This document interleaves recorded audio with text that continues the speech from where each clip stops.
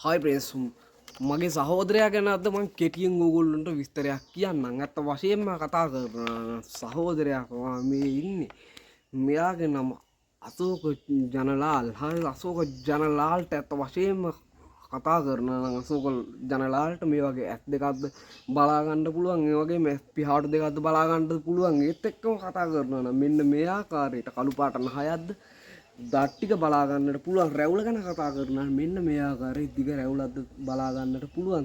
තවද අශෝක මෙන්න මේ ආකාරයට කොච්චරවත් රවාගෙන විරිත්ත ගැන තමයි ඉන්නේ. හරියට නිකන් දෙහිගෙඩියක් දෙකට කපලා විරිත්ත පට්ටම ගහගෙන වගේ තමයි ඉන්නේ.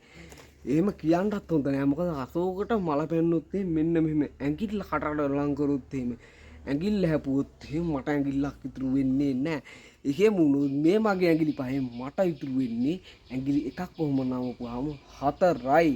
අශෝක හපලා දාපුවාම මගේ 4යි. කීයද? 4යි මචං.